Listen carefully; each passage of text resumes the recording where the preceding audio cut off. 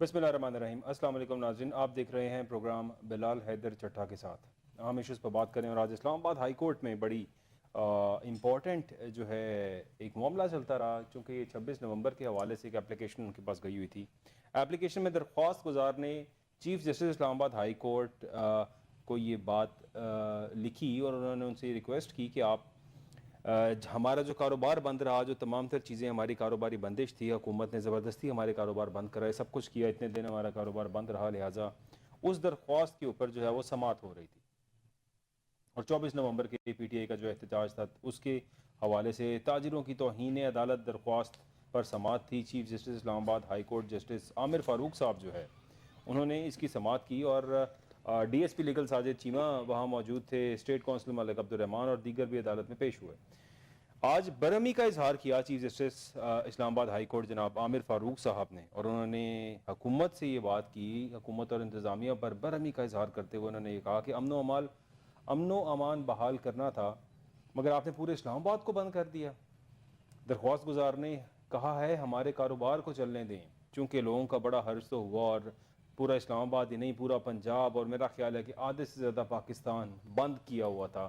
It was sealed, तमाम तर शहर बंद थे, तमाम चीज़ें बंद थीं और बड़ा नुकसान होता है जब भी कोई ऐसा मामला हो। कारोबारी ऐसे लोग हैं, फिर स्पेशली जो डेली वेजेस वाले हैं, दिहाड़ीदार तबका जो है वो किस तरह से गुजारा करता है। एक भी छुट्टी आ जाए उनका सर्वाइवल बहुत मुश्किल बन जाता है, क्योंकि इन हालात आज के दौर के अंदर तो मेरा ख्याल है कि दिहाड़ीदार जो शख्स है वो इतवार की छुट्टी करना भी पसंद नहीं करता होगा, जितने मुश्किल हालात उनके लिए जा रहे हैं। मज़ीद भी काफ़ी सा इस्तफसार हुआ और चीफ जस्टिस आमिर फ़ारूक साहब ने बार बार ये बात की कि हुकूमत ने बहुत गलत इकदाम उठाया, जिस तरह से तमाम तर चीज़ों को बंद किया, लोगों की कारोबारी बंदिश रही और रास्ते बंद रहे, लोगों को बड़ी परेशानियों का सामना करना पड़ा। हुकूमत ने पाकिस्तान तहरीके इंसाफ पर डालने की कोशिश की, तो आमिर फ़ारूक साहब ने कहा कि PTI वालों से तो मैं उनसे भी पूछूंगा कि उन्होंने ये सब कुछ क्यों किया, लेकिन पहले आप जवाब दें। आप लोगों को हैंडल करना चाहिए था प्रॉपरली, ना लोगों का कारोबार हर्ट होता, ना कुछ और नुकसान होता, किसी को परेशानी का सामना ना करना पड़ता। ये आप लोगों की रिस्पॉन्सिबिलिटी थी, आपने क्या किया। लिहाजा इस पर बातें होती रहीं और चीफ जस्टिस साहब ने यह भी कहा कि आम आदमी का क्या कसूर था।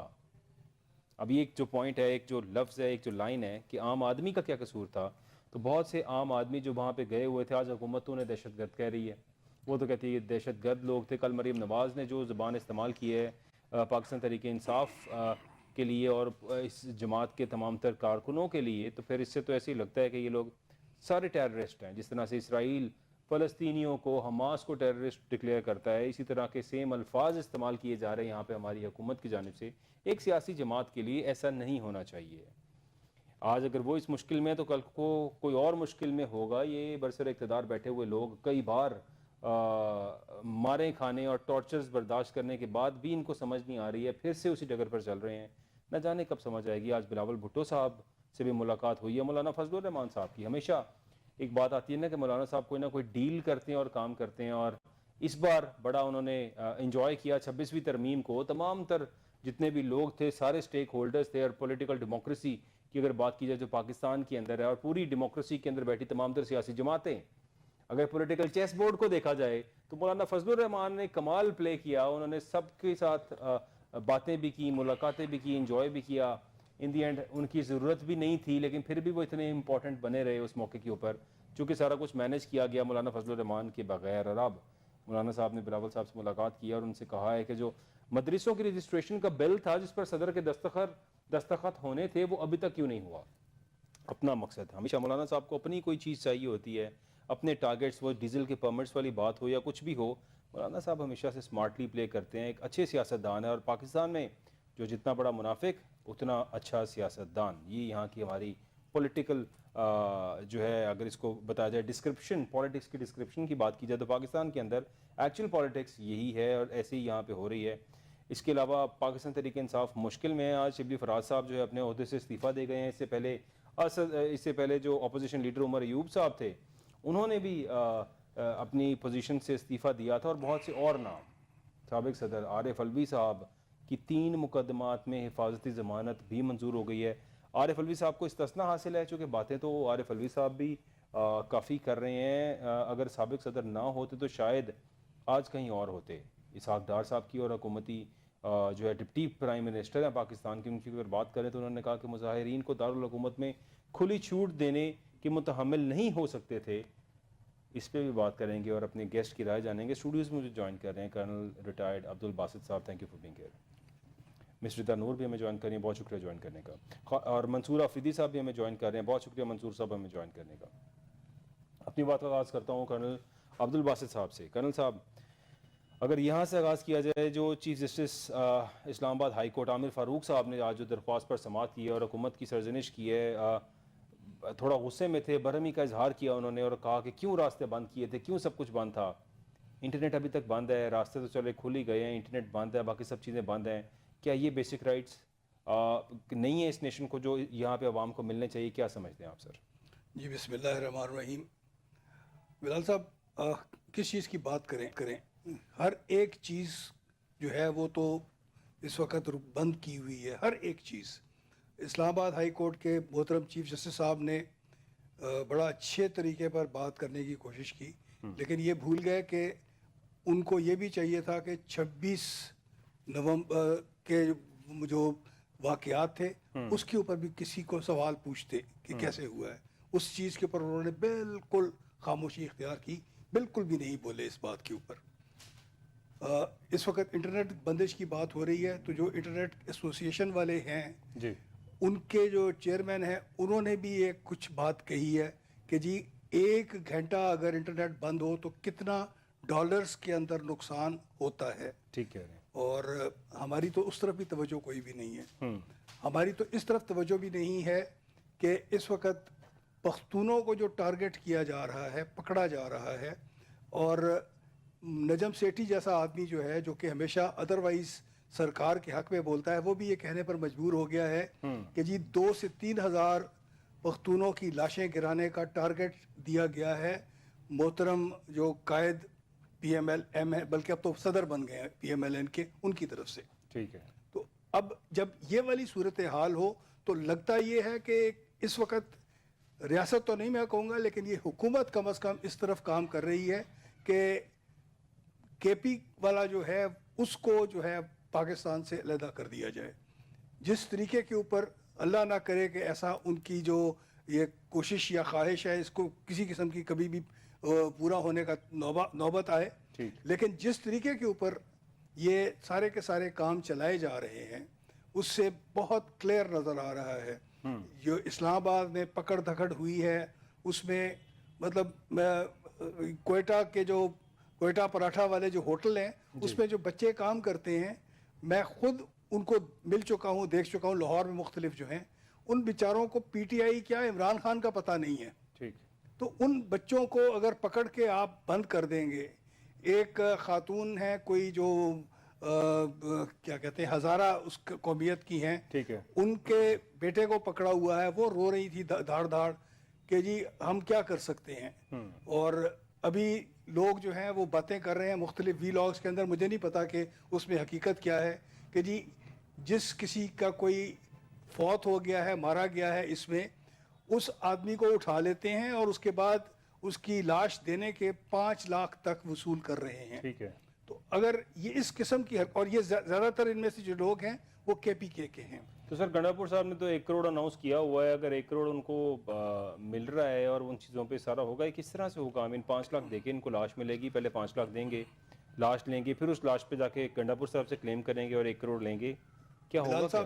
بلال صاحب بات بڑی سمجھنے کی ہے. جی. میں ایک فوجی رہا ہوں اور ہمارے بہت فوجی ان کے بچے بھی شہید ہوئے ہیں، خود وہ بھی شہید ہوئے ہیں. ٹھیک. ان کے جو لواحقین ہیں ان سے پوچھو کہ جی آپ کو جو اتنا سب کچھ مل گیا اس کے بعد، جی وہ کہتے ہیں جی ہم سے اس سے دگنا واپس لے لو، ہمارا بندہ واپس کر دو.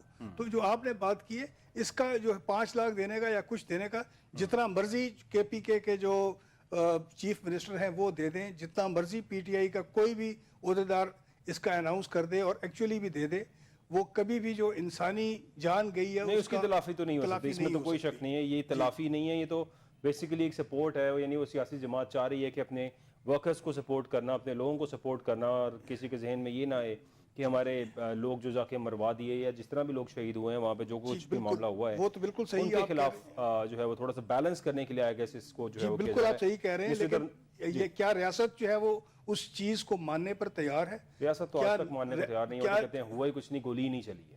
ہر طرف گولی چلنے کی بحث ہے، ہر طرف ہر شخص کہہ رہا ہے گولی چلی ہے سوائے حکومتی نمائندوں کو. مسٹر نور کیا سمجھتی ہیں آپ؟ سمجھ جب آئے وداؤٹ ایویڈنس زیادہ لوگوں کی بات کریں، بیانات کی بات کریں تو سمجھ ہی نہیں آ رہا کیا ہوا کیا نہیں ہوا.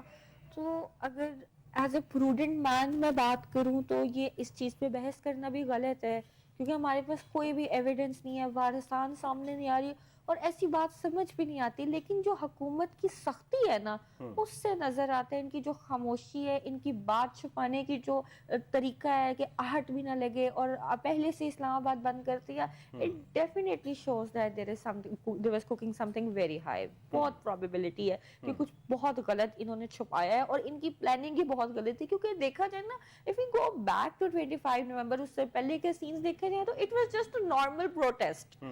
کوئی ایسا بھی نہیں تھا کہ راتوں رات حکومت کا تختہ الٹ دیا جائے یا حکومت کے خلاف ایگزیکٹلی ویسے تو کوئی فیلنگ بھی کسی کو نہیں آ رہی. یہ کوئی کاپی ڈیٹ نہیں تھا، یہ کوئی ایسی ویسی چیز نہیں تھی. یہ صرف تھا کہ ہمارے لیڈر کو رہا کیا جائے، اس کے لیے ہم ایک سائلنٹ پروٹیسٹ کریں گے. دیٹ از another debate کہ ان کے ہاتھوں میں کوئی تھا یا اسلحہ تھا یا نہیں. لیکن وہ تو وہ حکومت ہی کیا جو کہ ایک پروٹیسٹ کو مینج نہ کر سکے. لیکن اس کے بعد جو اس سے پہلے جو ہوا سڑکیں بند ایک نارمل چیز سمجھی جا رہی تھی کہ یہ ڈر گئے ہیں تو. لیکن جو اس کے بعد خبریں آئیں اور اس کے فوراً بعد جو ایک دم سے یہ پروٹیسٹ رک گیا تو یہ صاف بتاتا ہے کہ ایویڈنس کی ضرورت نہیں ہے، ہر چیز سامنے ہے. اور یہ آپریشن تو وہاں پہ ہوا ہے، آپریشن کلیئر کرنے کے لیے گندا آپریشن ہوا ہے. دیکھیں ایک آپریشن بھی کوئی سلجھی ہوئی چیز ہوتی ہے کہ آپ نیگوشیٹ کرو. آج سے 5-6 سال پہلے مجھے یاد ہے کچھ مولوی حضرات نے دھرنے دیے تھے تو حکومت کی طرف سے یا آپریشنز جب ہوئے تھے تو ان کو لٹرلی انہوں نے پیسے جمع کرا کے تھینک یو کر کے پیسے دے کے ان کو خیر باد کیا تھا. اور یہ کس قسم کا ویژوز آج بھی پڑے ہوئے ہیں کہ دھرنے والوں کے درمیان پیسے بانٹے جا رہے ہیں، انہیں کہا جا رہا ہے کہ پیسے جو آرام سے خرچ ان کے اپنے گھر سے پیسے لے کے آئے تھے، سرکار کا ہی خزانہ ہے نا.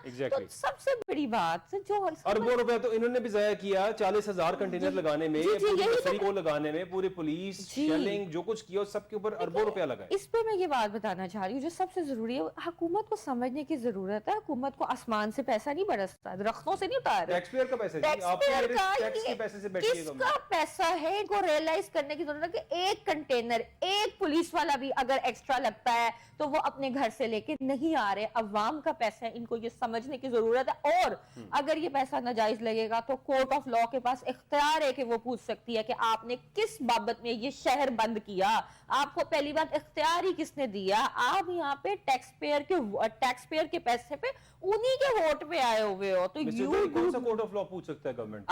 ہائی کورٹ اور سپریم کورٹ دونوں کے پاس اختیار ہے. وہ تو دیکھ رہے ہیں، وہ تو ان کو نہیں، کورٹ کے پاس پٹیشن گئی ہے، کورٹ نے پوچھا. اسی لیے چیف جسٹس اسلام آباد ہائی کورٹ صاحب نے جج صاحب نے پوچھا نا، چیف جسٹس صاحب نے کہ how dare you do this, why explain this. ٹھیک ہے، کیونکہ حکومت کو سمجھنے کی ضرورت ہے. وہ 1 روپیہ بھی خرچ کرے گی تو وہ اس دنیا میں وہ سمجھتے ہیں کہ اوپر nowhere the law of the country NAB میں اور باقی جو ادارے ہیں ان میں جواب دہ ہیں. اور نااہل حکومتیں صرف مورلی یا پولیٹیکلی آنسریبل نہیں ہے بلکہ لیگلی بھی آنسریبل ہے. فرسٹ ورلڈ کنٹریز میں تو ہم دیکھتے ہیں منصور آفریدی صاحب کے وہاں پہ تو گورنمنٹس اکاؤنٹیبل ہوتی ہیں، police department, military, intelligence agencies جو بھی ہوں سب اکاؤنٹیبل ہوتے ہیں، سب کسی نہ کسی کو جواب دہ ہیں. پاکستان کے اندر تو حکومت ہی جواب دہ نہیں ہے. یہاں پہ تو ہمارے وزیر اعظم صاحب کتنے اخراجات جو ہے وہ کرتے ہیں ٹیکس پیئر کے پیسے کے اوپر. ہماری چیف منسٹر صاحبہ، مطلب یہ بات میں نے فرسٹ ورلڈ کنٹری کے رہنے والے کچھ سٹیزنز کے ساتھ شیئر کی اینڈ دے ور شاکڈ کہ آپ کی چیف منسٹر نے چارج لیتے ہی 2.25 کروڑ روپے کی گاڑی کو ٹائر ڈلوا لیے ٹیکس پیئر کے پیسے سے. اتنی معمولی سی بات. پھر جب میں نے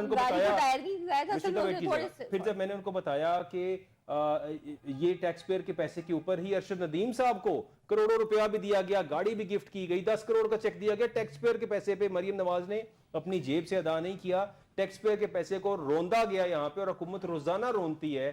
ہم ایک مقروض ملک ہوتے ہوئے اس کے باوجود ان لوگوں کو شرم بھی نہیں آتی ہے اور یہ اکاؤنٹیبل نہیں ہے. مجھے تو یہی نظر آتا ہے. منصور آفریدی صاحب کیا سمجھتے ہیں آپ؟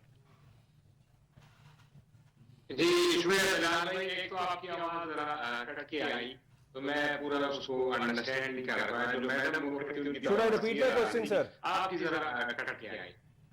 دیکھیں اگر اس مارچ کی بات ہم کریں, جس طرح آپ نے شروع میں فرمایا کہ انٹرنیٹ ڈسرپشن ہے, تو وہ سامنے ہے. جس طرح کبھی میں اسکائپ پہ کبھی کسی فورم پہ کیا تو مجھے کبھی دشواری نہیں ہے. آج آپ کے سامنے ہے ڈسکنیکشن کے مسائل آ رہے ہیں.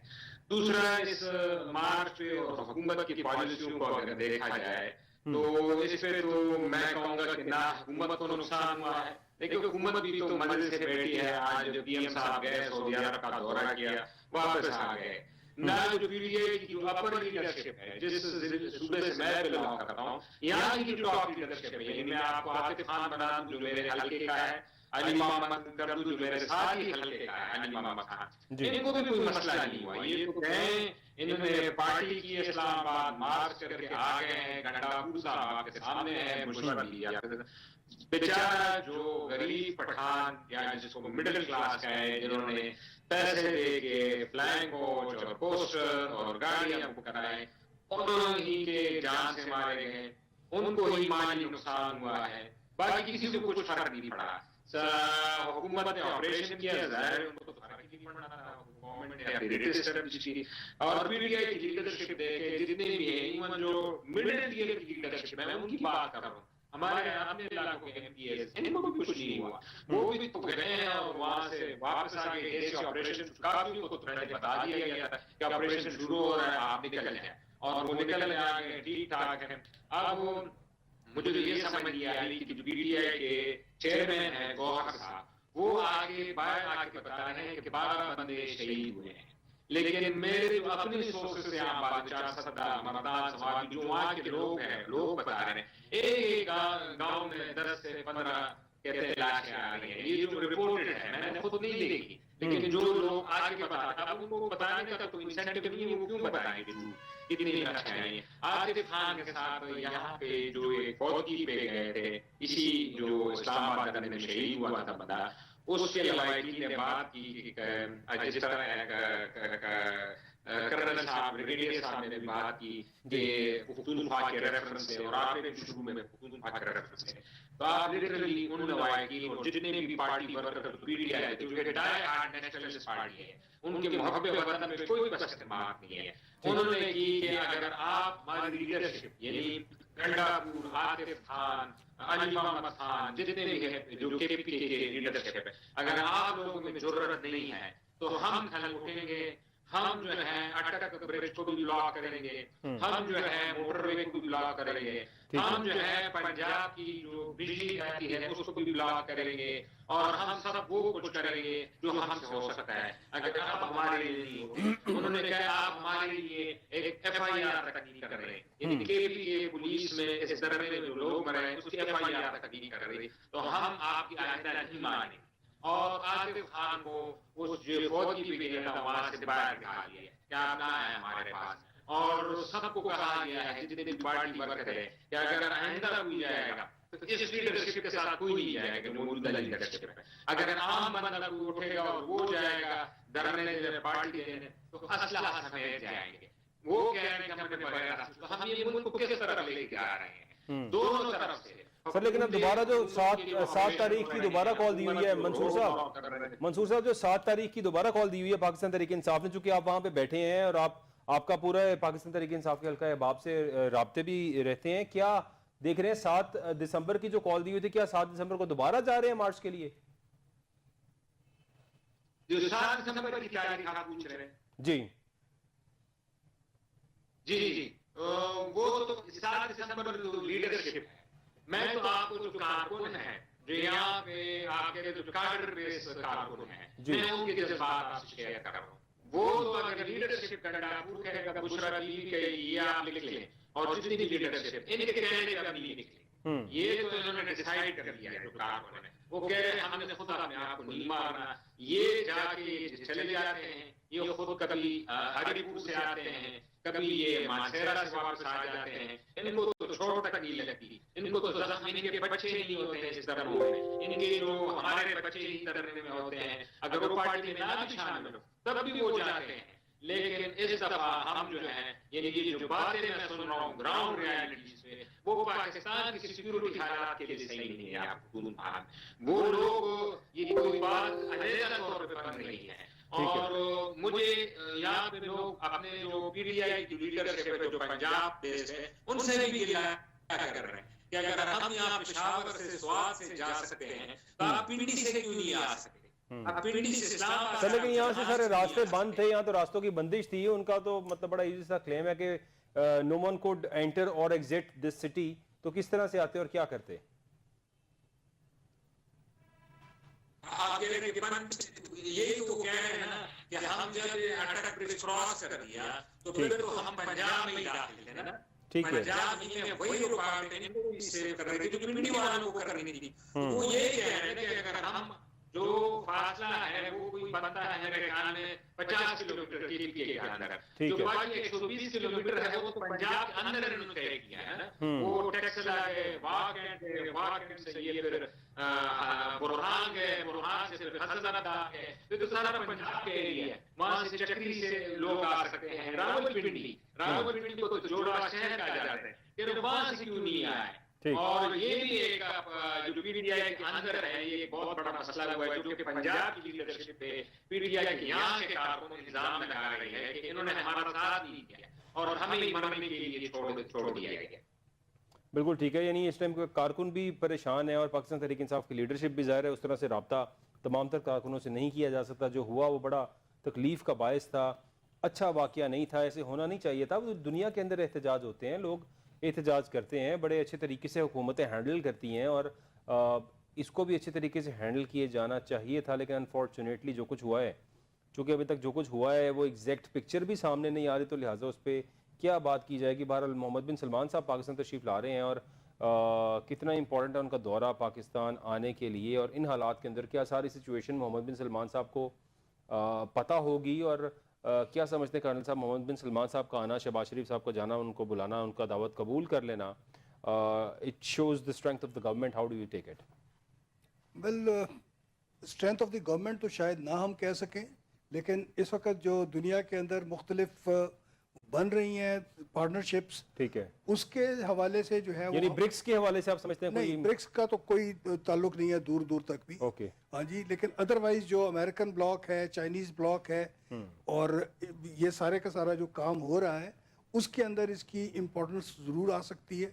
ادروائز آئی ڈونٹ تھنک کہ اس طریقے کے اوپر اس کا کوئی بہت بڑا اثر پڑے گا. یس, ایک جو شو پیس کے طور پر شہباز حکومت جو ہے ان کے ٹوپی میں ایک پھول ضرور لگ جائے گا. سر کہ محمد بن سلمان سعودی جو ہے وہ پرنس ہیں, اور ان کا یہاں پہ آنا is a good move for Pakistan. It's a good move, کیونکہ اس سے پہلے وہ عمران خان صاحب کے دور کے اندر پاکستان تشریف لائے تھے, اور اب شہباز شریف صاحب کے اس ٹینیور کے اندر وہ آ رہے ہیں. So it's a very good move, اس پہ کوئی شک نہیں ہے. اور اس میں میرا خیال ہے کہ کریڈٹ جو ہے وہ شاید شہباز شریف صاحب کو کم جائے گا, اور ایس آئی ایف سی والا جو آرمی کا موڈ ہے اس یا آرمی کا سپانسرڈ جو ہے پروگرام اس کی طرف ظاہر ہے سر. وہ تو ہمیشہ ہی آپ کو پتا ہے بیک اینڈ پہ کون کر رہا ہوتا ہے. عمران خان صاحب بھی کہتے تھے کہ میرے لیے پیسے لانے کے لیے کس طرح سے باجوہ صاحب جاتے تھے. Similarly the same stories on. تو وہ والی بات ہے کہ جو دعوے کیے جا رہے ہیں کہ پاکستان کے اندر اتنی فارن انویسٹمنٹ آئے گی, ابھی تک تو اس کا کچھ نظر نہیں آیا تھا, لیکن ان کا آنا جو ہے اس لحاظ سے بہت خوش آئند ہوگا کہ موسٹ پروبیبلی اس سے بہت اچھے انتظامات جو آگے ہیں ہمارے اس کی ترقی کے لیے اور فارن انویسٹمنٹ کے لیے, وہ شاید اس کے رستے کھل جائیں گے. مصر کیا سمجھتے ہیں آپ؟ تھرو آؤٹ انٹرنیشنل کمیٹی ہوتی ہے فارن کنٹریز میں, جو چھوٹے ملک ہوتے ہیں نا ان کو ضرورت پڑتی ہے کہ بڑے ملکوں میں ان کے لوگ جائیں, لیکن اگر ہم تھوڑا سا پاسٹ میں جائیں نا, I was just reading yesterday کہ ایک زمانہ تھا آٹومین امپائر تھا, یورپ سے لوگ جاتے تھے دیکھنے کہ یہ ملک کیسے, اور پھر وہ اب ہمارے پرنسپلز اڈاپٹ کرتے تھے. اگر آج بھی ہم دیکھیں نا تو جو برٹن لا ہے نا وہ کافی زیادہ پرنسپلز مغل امپائرز اور مغل کے رول سے انسپائرڈ ہے, ان کے جیولز مغل کے انسپائرڈ ہے. آج یہ زمانہ آ گیا کہ ہم ترستے ہیں کہ کوئی یہاں چلے, یہ تو لانگ ڈبیٹ ہے, یہ تو ہم جاتے ہی نہیں نا, اس میں we are on the fact کہ we are poorly developing nation, we are struck nation جو کہ آگے موو کر ہی نہیں رہا اور اسٹیگنیشن میں ہے. جہاں تک بات کرتے ہیں کہ وی ہیو, یہ اچھی بات ہے کہ نہ صرف ہمیں ایشین کی طرف سے بلکہ اسلامک بلاک کی سپورٹ اور ایک اسلامک کنٹری کے جو کہ جس کے پاس پورے کی پوری نہ صرف اسلامک کے لیے بڑے اسپرچولی اور سیکریٹلی دیکھیں جو سعودی عرب کا کسی بھی جب سعودی عرب کا جو ولی عہد ہوتا ہے جب وہ کسی بھی اسلامک ملک میں جاتا ہے تو اس کی سگنیفیکینس ڈبل بڑھ جاتی ہے پولیٹیکلی, یہ بات پہ انڈینائبل ہے. لیکن آپ دیکھیں تھوڑا سا نا اس میں نیگیٹو امپیکٹ یہ ہے کہ Saudi Arabia is not a democracy. So in this kingship چل رہی ہے وہاں ڈیموکریسی نہیں ہے. It's not a democracy. تو جب ایک poorly undemocratic state Pakistan جیسی ریاست بنانا ریپبلک میں کوئی اس طرح کا لیڈر آئے گا تو یہ نیگیٹو امیج ہو سکتا ہے for the European and American block in a little sense کہ یہ کیونکہ جب بھی اسلامک لیڈرز ملتے ہیں نا تو ان کو یہی لگتا ہے کہ یہ پیرالل ویسٹرن ہیجمنی کے خلاف ہیں. تو یہ ہلکی سی جو ہے نا آپ کی خراب ہو سکتی ہے اگر آپ اس کو پازیٹیولی شو نہیں کرتے تو. پازیٹیولی شو نہیں کرتے تو, اور اس سے پاکستان کو پازیٹیو بینیفٹس. خالد صاحب, منصور افریدی صاحب کیا سمجھتے ہیں آپ سر؟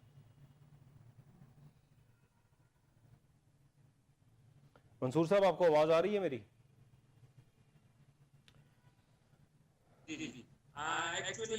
محمد بن سلمان صاحب کا پاکستان تشریف لانا, دورہ انہوں نے قبول کر لیا ہے. اکثر حکومت ویسے ایڈوانس باتیں بھی کر دیتی ہے لیکن کہہ رہے ہیں کہ شہباز شریف صاحب ہوا ہیں, دورہ قبول کر لیا, پاکستان کا دورہ وہ کریں گے اور ان کی ریکویسٹ مان لی ہے. کیا امپیکٹ ہوگا پاکستان پہ ان کے آنے کا؟ جی ایکچولی سعودی عرب تو آپ کو پتہ ہے کہ اسٹریٹجک پارٹنر ہے پاکستان کا, اور یہ کوئی 5ویں ملاقات تھی وزیر اعظم کی محمد بن سلمان کے ساتھ, اور ان کے جو پاکستان میں دیر پا انویسٹمنٹ کی ارادے بھی ہیں وہ آپ کو پتہ ہے کہ چونکہ اس سے قبل ایک دورہ آرمی چیف صاحب بھی گئے تھے, ڈونلڈ ٹرمپ صاحب جس طرح ہی وزیر اعظم وہاں پہ بنے ہیں, امریکہ کے اندر پریزیڈنٹ بنے ہیں, تو اس کے بعد فوراً آرمی چیف صاحب کا بھی ایک دورہ ہوا تھا, محمد بن سلمان صاحب سے ملاقات تھی, اور اب شہباز شریف صاحب کا دورہ ہونا, ملاقات ہونا, اور پھر ان کا پاکستان آنے کی بات کرنا. How do you see it سر؟ ہاں بات صحیح ہے آپ کی. ایکچولی جب وہ یہ اسٹیبلائزیشن ہوئی ہے حکومت کی, اسٹیبلائزیشن کا مطلب ہے کہ جو یہ انٹرنلی آئینی ترامیم ہوئی ہیں, کانسٹیٹیوشنل ترامیم, آئینی ترامیم آئی ہے, اور جو ہمارے آرم فورسز کے جو 5 سال جو ٹینور ہے یہ بھی بڑھی, اس سے ایک اسٹیبلٹی کا عنصر گیا ہے. باقی ممالک جو دوست ممالک ہیں ان کو پتہ چلا ہے کہ یہ نظام جو آیا ہے جو پہلے لگ رہا تھا کہ انسیکیور نظام ہے, مطلب آپ کو پتہ ہے کہ جو فروری کے الیکشن ہوئے تھے اس پہ کافی سوالات پیش آئے راجنیتی. تو باہر جو دوست ممالک تھے پاکستان کو, ان کو ٹرسٹ نہیں تھا پاکستان پہ کہ یہ نظام کہیں بیٹھ نہ جائے, اور کیونکہ اس پہ کوشچن مارک پہ دھرنے اور جلوس بھی ساتھ چل رہے تھے, تو وہ اس طرح آپ کو دیکھ نہیں رہے تھے کہ ہم انویسٹمنٹ لائیں یا کوئی آگے اسٹریٹجک دورے کریں. تو جب یہ سارے ترامیم ہو گئے, اگر آپ دیکھیں اپریل سے لے کے اب تک یہ کوئی 6-7 ترامیم ہو چکی ہیں, اور آئین میں ترمیم کرنے سے یہ ظاہر کرتا ہے ہمیشہ بھی کسی ملک کے اسمبلی کے کہ اس ملک کے پاس یا اس اسمبلی کے پاس میجورٹی ہے. لیکن اگر آپ ترمیموں کو دیکھیں, جب کسی آئینی ترمیم جو پروسیجرل ایکٹ ہے, تو اس سے لگ رہا ہے کہ جو حکومت ہے وہ انسیکیور ہے اور اپنے آپ کو بچانے کے لیے یہ ترامیم کی ہے. اور جب یہ ترامیم ساری ہو گئی ہیں, جب کسی آئینی ترمیم, تو اب پتہ چلا ہے کہ حکومت اور جو موجودہ نظام ہے یہ اپنی پاؤں پہ کھڑا ہے, یہ مضبوط ہے. اور اسی تناظر میں اب محمد بن سلمان نے میرے خیال میں فیصلہ کیا ہے کہ اب وہ وقت آ گیا ہے کہ پاکستان کا دورہ کیا جائے اور یہاں پہ جو دیرپا معاہدے ہیں وہ کیا جائے. اس کے علاوہ کوئی اور سمجھ نہیں آتی کہ پہلے انہوں نے کوئی دورہ نہیں کیا, نہ کوئی فروٹفل, اور اس دفعہ انہوں نے اعلان بھی کر دیا اور آنے کا بتا بھی دے کہ ہمارا. بالکل ٹھیک ہے. منصور افریدی صاحب, ایک امن و امان کے بحال کے لیے جو ایک جرگہ جس کا قیام ہوا ہوا ہے, پشتون امن جرگہ جس کو کہا جا رہا ہے, وہ کرم کے علاقے صدر تک پہنچ گیا ہے. یہاں تک اس کی خبریں آ رہی ہیں, کوئی تقریباً 25 گاڑیوں پر مشتمل ہے, 125 رکنی جرگہ ہے یہ, اور جرگے کے فریقین اور مائدین سے ملاقات کریں گے آ کے مختلف لوگوں سے وہ. سو یہ اب کیا سمجھتے ہیں, چونکہ پارا چنار واقعہ اور اس کے بعد جو کچھ بھی وہاں پہ ہوا ہے, اب ضلع کرم میں قبائل کے مابین ہونے والی جو فائر بندی ہے اس کے اوپر عمل درآمد جاری ہے, اور اب تک کوئی ناخوشگوار واقعہ پیش نہیں آیا. So how do you take it سر؟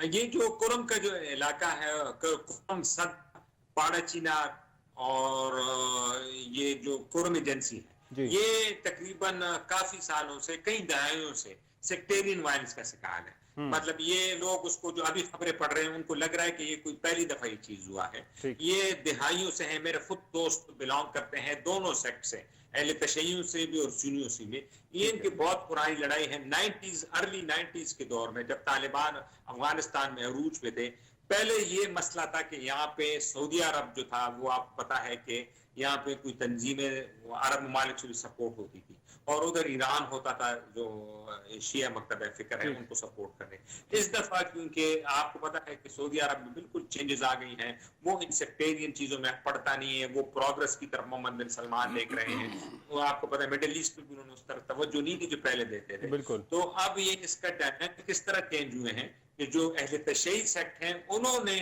भारी पड़ गए हैं सुन्नियों पे। अब हुकूमत ने और गंडापुर साहब ने भी इस पे बड़ा तवज्जो लिया है, ये अप्रिशिएट करना चाहिए। खुद भी गए हैं वहां पे, गवर्नर को भी इन्वॉल्व किया। तो इसमें तकरीबन सारे स्टेक होल्डर इन्वॉल्व हैं और इंशाल्लाह इसका तस्वीर अच्छा होगा। जो भी जरगे के जो लवाजमात है वो पूरे किए जाएंगे और अमन आ जाएगा। और ये एक हिस्टोरिक बैकलॉग है, ये कोई नई चीज नहीं है कि ये कोई अभी हुई है। बिल्कुल ठीक है, यानी इससे पहले भी कोशिशें होती रही, लेकिन इस बार की कोशिश आपको लगता है कि ये इंशाल्लाह पॉजिटिव होगी और इसकी वजह से जो हमारे तमाम तरह इलाके हैं वहां पे अमन आएगा? जी जी जी बिल्कुल बिल्कुल ऐसा ही होगा, क्योंकि ये पहले भी इस तरह झड़पें इनकी आपस में होते रही है, बारिश का इस्तेमाल होता रहा। यहाँ तो इवन जो हंगू का इलाका है पाड़ाचीनार के साथ लगता है, यहाँ कोई 8-9 साल जो शियों के मातमी जुलूस होते वो नहीं हुए थे। वो फिर 2012-13 में जरगे के अमायदीन की वजह से मातमी जुलूस शुरू किए गए जो उनकी डिमांड थी, और अफीम और तफीम के साथ। लेकिन ये अचानक से दोबारा हालात हुए हैं। और आपको पता है कि पाकिस्तान के अंदर जब भी सेक्टेरियन हालात खराब होते हैं वो लोकल फिनोमेना नहीं होता है, वो एक स्ट्रेटेजिक बाहर की जो होस्टाइल एजेंसीज होती हैं, रॉस खसूसन तौर पे जो कि अफगानिस्तान से ऑपरेट करती हैं, उनका हाथ होता है। लोकल लोगों में कोई आपस में नफरत और कोई ऐसी चीज नहीं है कि वो एक दूसरे को मारे। ये हॉस्टाइल एजेंसीज होती हैं, वो आके कार्रवाई करती हैं जिससे ये मसाइल शुरू हो जाए। कर्नल साहब, hostile agencies operating in this country, जिसमें रॉ और बहुत सी पाकिस्तान के खिलाफ एंटी एजेंसीज हैं जो काम कर रही हैं, ये अमन जिरगा पश्तून अमन जिरगा जो है ये अमन अमान की बहाली के लिए, how do you take it sir? Sir ये बहुत अच्छी पेशरफ्त है जो कि हो रही है, और हमें कोशिश ये करनी चाहिए कि वहाँ पर हमारा जो अपना इंटेलिजेंस सेटअप है वो ज़्यादा कारगर हो, ज़्यादा मुअस्सर हो, ताकि इस किस्म की जितनी भी एफर्ट्स कोई भी मुल्क करने की कोशिश करता है उसको हम बिल्कुल जिसको निप द इविल इन द बड उस वाले तरीके के ऊपर लेकर जाएं। ये जो है खैबर पख्तूनख्वा और बलूचिस्तान, ये दोनों इलाके काफ़ी अनसेटल्ड हैं और इन इलाकों में बहुत अरसे से इस किस्म की शरारतें हो रही हैं। ये जो तहरीक तालिबान पाकिस्तान है वो एक तरफ से, उस तरफ से अफ़गानिस्तान की जो हुकूमत है और उनकी जो अपनी इंटेलिजेंस एजेंसीज हैं, और तीसरा रॉ, ये सारे के सारे मिलकर, बिकॉज ये हम देख चुके हैं कि तहरीक तालिबान के लोग भी, अफ़गान तालिबान के लोग भी जो है वो इंडिया के साथ भी उनके राब्ते रहे हैं जिस वक्त के वो हुकूमत में नहीं थे।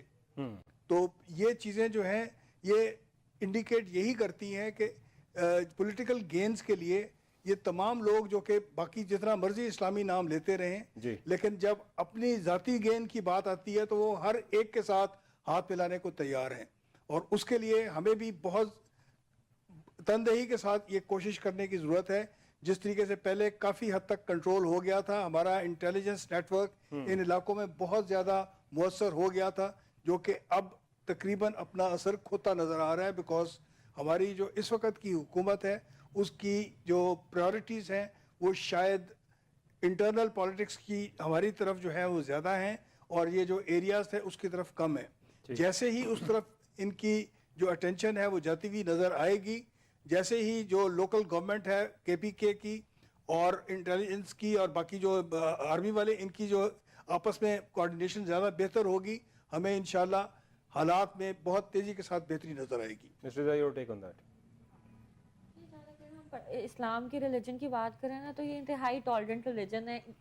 ये वो रिलीजन है जहाँ पे 3 ڈفرنٹ مذاہب کے لوگ سیم مسجد میں نماز پڑھتے تھے. اگر ہم اس کی انسیپشن کی بات کریں تو یہود اور نصارا اور مسلمان اکٹھے مسجدوں میں نماز پڑھتے تھے. تو اس کے بعد اسلام non Muslims are welcome in کسی بھی مسجد کے اندر. ہمارا جو دین ہے وہ بڑا اس بات پہ ٹالرنٹ ہے اور وہ کہتا ہے کہ کوئی غیر مذہبی شخص بھی ہے وہ ہماری مسجد میں آ سکتا ہے, اس میں کوئی ایشو نہیں ہے. دیکھیں جب مسجد نبوی میں نجران کے عیسائیوں کا وفد آیا تھا پروفٹ صلی اللہ علیہ وسلم سے ملنے, تو انہوں نے اس سائڈ پہ مسلمانوں نے نماز پڑھی تھی اور ان کے اپوزٹ جو کرسچنز جو عیسائیوں کا قبلہ تھا انہوں نے اس طرف اسی مسجد میں نماز پڑھی تھی. تو اس کے بعد with in Islam sectarian group سے ثابت یہ ہوتا ہے کہ اسلام یا کوئی بھی پریچر یہ سب پریچ نہیں کرتا. یہ ڈیفینیٹلی تھرڈ ایلیمنٹ ہے جس کے لیے دونوں سیکٹیرین گروپس انویئر ہیں کہ یہ تھرڈ فورس کون سی اور جو ان کو جگراتی ہے. اور ایسا نہیں ہے کہ وہ دونوں پارٹیز پیس نہیں چاہتی, کیونکہ مجھے تھوڑا سا ایکسپیرینس بھی ہے پارا چنار کے علاقے میں پٹھانوں کا. تو جہاں تک سنی شیعہ کی لڑائی کرے تو وہ اب اتنے جوگے ہی نہیں رہ گئے کہ آپس میں لڑ سکیں, کیونکہ وہ پروگریس کی طرف جا رہے ہیں. یعنی انٹرنیشنلی جو اینٹائی ایجنسیز جو کام کر رہی ہیں آپ سمجھتے ہیں کہ سب کچھ ظاہر ہے انہی کا کردار ہے, چونکہ پورم میں جو قبائلی جھڑپیں ہوئی نا ابھی ریسنٹلی میں اگر میں آپ کو تھوڑی سی بات بتاؤں تو 11 روز تک تقریباً یہ جاری رہی اور 130 سے زائد ہلاکتیں اس کے اندر جو ہے وہ ہو چکی تھی. بالکل اس میں کہ اگر ہم بات کریں نا کہ دو سیکٹیرین گروپ, کیونکہ اس وقت کوئی بھی پاور میں نہیں ہے, اگر سیکٹیرین گروپ کی بات کریں تو شیعہ جو سیکٹ ہے اس کی مجالس کافی عرصے رکی رہی ہیں. اسی طرح جو سنی ہے وہ بھی سائیڈ میں, تو یہ ایشو ہے کیا, اس چیز کو آئیڈینٹیفائی کرنے کی ضرورت ہے. اس چیز سے ثابت ہوتا ہے کہ نہ دو سیکٹیرین گروپس کا ایشو ہے نہ کسی علاقے کا ایشو ہے, بلکہ تھرڈ پارٹی انویژن ہے. اور یہ کہاں سے ہے وہ سب بہتر جانتے ہیں, یہ کہاں سے ہے وہ سب بہتر جانتے ہیں. منصور صاحب سب سے بہتر تو سر آپ بھی جانتے ہیں, وہاں رہتے بھی ہیں, کیا سمجھتے ہیں last take on that sir? جو یہ قبائلی قرم ایجنسی کے ریفرنس سے آپ پوچھ رہے ہیں. جی بالکل, کہ 11 دن میں سر 130 سے زائد ہلاکتیں ہوئی, حالات بڑے خراب تھے اور اللہ کا شکر ہے اب کنٹرول کیا جا رہا ہے. ہم نے دیکھا محسن نقوی صاحب اور گنڈا پور صاحب اکٹھے بیٹھ گئے اور ایک دن پہلے ان کے آپس میں کیا سٹینڈز تھے اور اس کے بعد اگلے ہی دن دونوں اکٹھے تھے. ویری پازیٹیو موو, بڑا اچھا لگا میں دیکھ کے. سب کو اکٹھے بیٹھنا چاہیے اور ملک کے لیے لوگوں کی بہتری کے لیے کرنا چاہیے. کیا سمجھتے ہیں آپ؟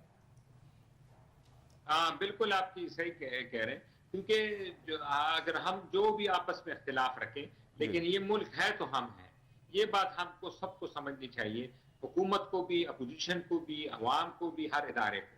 اور جو قبائلی علاقوں میں جو امن و امان کے حوالے سے آپ نے سوال پوچھا, وہ جو ہمارا سب سے بڑا ایک ڈرا بیک ہے خاص کر بلوچستان اور کے پی کے اور ٹرائبل ایریاز کی میں آپ کی بات کروں تو جو ہمارا جو پورس بارڈر ہے جو یہ چترال سے شروع ہوتا ہے باجوڑ, اور باجوڑ سے پھر یہ خیبر ایجنسی اور خیبر ایجنسی نارتھ اور ساؤتھ وزیرستان سے, اس کو کنٹرول کرنا, حالانکہ یہاں پہ بیریئر لگائے گئے, یہاں پہ کافی امپرومنٹ کی گئی مانیٹرنگ وائز, بارڈر پہ بھی سی سی ٹی ویز وغیرہ لیے گئے, لیکن یہ ایک بہت بڑا بارڈر ہے, اس کو ہیومنلی پاسبل نہیں ہے. اور پھر ہمارے جیسے ملکوں جہاں پہ فائنینشیل کانسٹرینٹ بھی ہیں, جہاں پہ ہم دفاع پہ اتنے پیسہ نہیں لگا سکتے کیونکہ ہمارے باقی خرچے ہیں, قرضوں تلے ملک ڈوبا ہوا ہے, تو اس وجہ سے یہاں پہ درے بنے ہوئے ہیں, ان دروں میں راستے بنے ہوئے ہیں, وہاں پہ خچر پہ, پیدل پہ کئی راستے ہیں. آپ دیکھیں نا تقریباً آپ کی 6 لاکھ میرا ملٹری فورسز ہے اور سب کچھ ملا کے آپ 6 لاکھ کو ایک بارڈر پہ تو نہیں رکھ سکتے. اور ہندوستان کی بھی یہی کوشش ہے کہ ہم جو ہیں ہمارا جو توجہ ہے وہ افغانستان کے بارڈر پہ زیادہ رہے, وہاں پہ زیادہ ہمارا فوکس رہے, ملٹری بھی وہاں پہ انگیج رہے. یہ بھی ان کی جو اسٹریٹجک ڈاکٹرین ہے وہ بھی اس کا ان کا حصہ ہے. لیکن ہمیں ایک یہ ہے کہ جو ہمارے حالات خاص کر 2015-16 کے بعد کافی امپروو ہوئے ہیں, قبائلی علاقوں میں بھی ہوئے ہیں, اب دوبارہ یہ چیزیں سر اٹھانے لگی ہیں. لیکن یہی ایک وقت ہے کہ سیاسی اختلافات کو بالائے طاق رکھتے ہوئے آپس میں پولیٹیکل پارٹیز, ریاستی اداروں کو ایک ہی پیج پہ اس دہشت گردی کے جو ایک لعنت ہے اس سے لڑنا چاہیے. اور کیونکہ امن و امان ہوگا تو انویسٹمنٹ بھی آئے گی, بزنس بھی ہوگا, سوری ایجوکیشن بھی ہوگی, ہیلتھ بھی ہوگی, باقی سب چیزیں ہوں گی. لیکن اگر امن و امان نہیں ہوگا اور امن و امان کے مسائل ہوں گے تو آپ دیکھیں نا, اس کو بہانے ملک ہمارے چیمپئنز ٹرافی دیکھ لیں, اس کو بھی بہانہ بنا کے بڑے بڑے یعنی کسی بھی ملک کے لیے, کسی بھی انویسٹر کے لیے پاکستان میں آنا سب سے بڑا ایکسکیوز وہ امن و امان کا بنا لیتا ہے. یہ سب سے بڑا مسئلہ ہے پاکستان کا. جی ہاں بالکل آپ نے صحیح کہا. آپ دیکھیں نا جس طرح چیمپئنز ٹرافی کو وہ ان کے موٹیوز علیحدہ ہیں ٹھیک. ہندوستان کے. اگر آپ دیکھیں تو پتہ ہے کہ ہم نہ جائیں, جو ان کے پولیٹیکل موٹیوز ہیں. لیکن جب یہ آپ خود اندازہ لگائیں نا, جب کل بورڈ کی میٹنگ ہوگی جی. اور پاکستان کہے گا کہ ہم بھی انڈیا نہیں جائیں, تو وہ جا کے کہیں گے نا بی سی سی آئی والے کہ یہ تو آتے رہے 2012 سے اب تک, تو اب کیوں نہیں آ رہے. ٹھیک. یعنی ہمارے پاس وہ عذر نہیں ہے جا رہے. بالکل. اور اس کے بارے میں جب وہ اپنا پوائنٹ آف ویو دیں گے, تو اگر انگلینڈ اور آسٹریلیا کہے گا بھی کہ ہم تو گئے ہیں, تو وہ دوبارہ کہے گا کہ دیکھیں ابھی کیا ہوا اسلام آباد میں. تو ان کے پاس بہانے ہیں, عذر ہیں, ہمارے پاس نہیں ہے بدقسمتی سے. ہمیں اپنے سارے قائدین کو ان چیزوں پہ جو لا اینڈ آرڈر ہے اس پہ ہمیں سیاست نہیں کرنی چاہیے. لا اینڈ آرڈر پہ سیاست نہیں ہونی چاہیے. تمام سٹیک ہولڈرز اس ملک کی جتنی سیاسی جماعتیں ہوں وہ ہماری جو بھی ساری فورسز ہیں سب کو اکٹھے بیٹھنا چاہیے. تمام لوگوں کو بیٹھ کے, جس طرح ہمارا ایس اے ایف سی کا یہاں پہ یا قومی سلامتی کا جو اجلاس ہوتا ہے اس کے اندر سب کو بیٹھ کے اس پہ بہت ایکٹیولی کام کرنے کی ضرورت ہے کہ پاکستان میں امن و امان رہے اور کسی بھی طرح سے یہاں پہ ایسی سچویشن کریٹ نہ ہو جس طرح کی آج ہمیں فیس کرنی پڑی ہے. بہت شکریہ میرے تمام ناظرین, آپ سب کو دیکھنے کا بہت شکریہ. اپنا خیال رکھیے گا. اللہ حافظ.